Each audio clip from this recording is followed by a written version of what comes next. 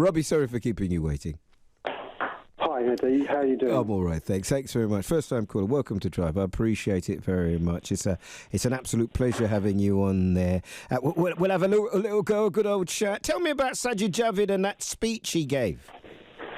Well, the comment I wanted to draw you to was that Sajid Javid's speech was hypocritical.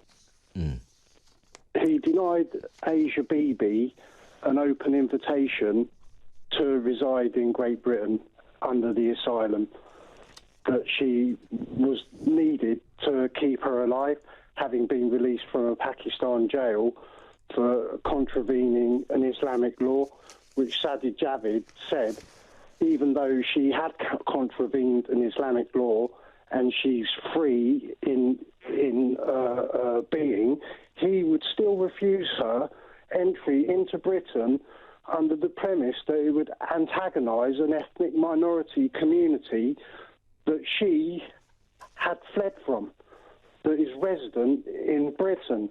So Sajid Javid has also not offered the Windrush generation diplomatic protection, yet the Home Office and the Foreign Office have extended that pleasure to a female prisoner in Iran. So there's total different sets of playing fields for different ethnicities.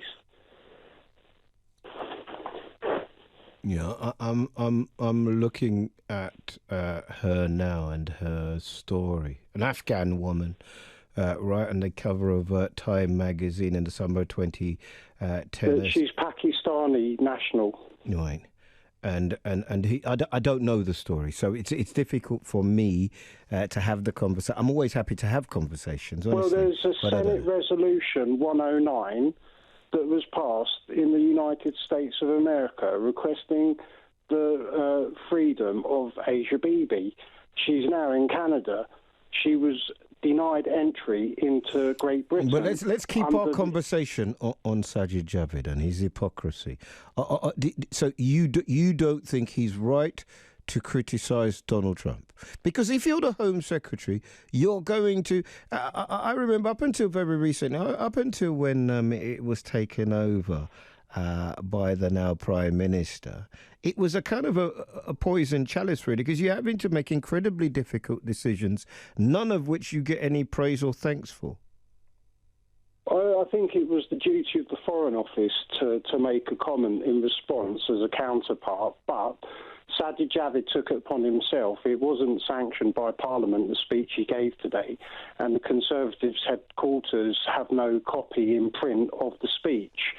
So if you then draw your attention to the Parliamentary Select Committee rooms on the 21st of May, headed by Yvette Cooper and panelled by numerous members of Parliament and other members of the civil service institutions, the premise was that Yvette Cooper was being asked to define Muslims as a nationality, and that would supersede their dual nationality, be they Pakistan, Indian, Iraqi, French, German. As I say, Rob, we're getting into real anorak territory now. It's clearly your specialised subject, but because there isn't a common interest in terms of broad appeal, bringing people in, an example that other people could tally up with, I'm gonna leave it there.